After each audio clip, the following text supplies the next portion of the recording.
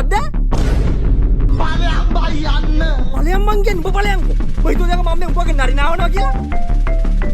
Hi මම දේශානි කතා කරන්නේ. එදා ඔයා ඇලගාව නරිනාවද්දි හම්බුනේ. මේ ඔයා නේවි බ්ලූ දන්නවද? මොකක්? ඔයාට බිල්ඩින් හදන එක ගැන හොඳ අවබෝධයක් තියෙනවනේ. ඔව් උපදේශයක් ගන්නද? මේ ප්ලෑන් එක නොදක නම් බෑ හැබැයි ඈ. මේ අහන්නකෝ අපේ අලුතින් හදන් ආපු ගෙදර ස්ලැබ් එකේ බීම් එකට බාස් දෙමේ 12 කම්බිනි. ඕකේ ගොඩක් කටිය නේ ප්‍රශ්නයක් 12 කම්බි දානවා 16 කම්බි දානවා එහෙම අවුලක් නැහැ. ඒ බීම් එක ලෝඩ් එක වැටෙන්න තමයි 16න් දාන්නේ. ප්ලෑන් එක අරන් එන්නකෝ. ඔව් 12 කම්බි දැම්ම කියලා එහෙම අවුලක් නැහැ. ඔය අසාගියට තියෙන්නේ මාස 6ක් වෙනවා අපි පදිංචිත් වෙලා. මේකයි කතාව. ඉතුරු වෙච්ච 12 කම්බියක් අපි දැම්ම තාප්පේ කණුවකට. ප්‍රශ්නේ ස්ලැබ් එක නෙවෙයිද? තාප් එක නම් කොහොමවත් අවුලක් නැහැ. 12 කම්බි තාප් කනුවට අවුලක් නැහැ. ප්ලෑන් එක අරන් එන්න ඕනේ නැහැ කියලා හොඳේ හරිනේ. ඔව් එහෙම අවුලක් නැහැ. ඔය තාප්පේ කණුව අසාගියට තියෙන්නේ.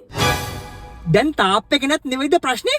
නෑ ඔය කණු ටික දාගෙන අපි බාස් වෙනස් කරා. දැන් තාප්පේ ගහන්නේ ඉන්නේ සුමනසේකර කියලා ඔයාලගේ පැත්තේ එක්කෙනෙක්. තාත්තා මට කිව්වා ඔය මිනිස්සයාගේ වැඩ කොහොමද කියලා හොයාගන්න කියලා. අයියෝ සුමනසේකර බාස් හොඳයි. අපේ ඉඩමට තාප් බැඳ ඔය මිනිස්සයා තාත්තට කියනකෝ බය වෙන්න එපා කියලා. කෝකටද හසල් ප්ලෑන් එක කියන්නේ හරිනේ නේ? එයා හොඳයි කියලා අපි දන්නවා. තාත්තා මගෙන් ඕක ඇහුවේ ගිය සතියේ. වැඩ හොඳ හින්දා බාර දුන්නා අන තාපේ භාගයක් ඉවරයි. මොකද්ද යකෝ දැන් මෙතන ප්‍රශ්නේ එතකොට?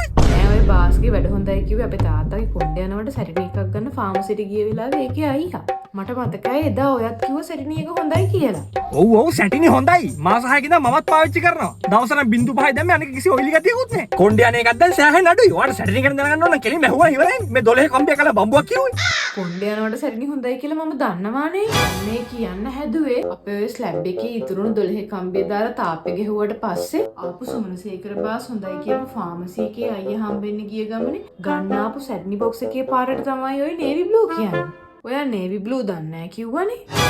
සතුරංග කිව්වා ඔයා ගාව ඒ පාට කෝට් එකක් තියෙනවා කියලා. සයිස් එක ඇති නම් මගේ හස්බන්ඩ්ට පොඩ්ඩක් ඉල්ල ගන්න කතා කරේ. මොන්නහු මං ආවම එන්න. උඹට ගහ ගන්න කතා කරන්න පෑ භාගයක් තිස්සේ කෝල් එකක්.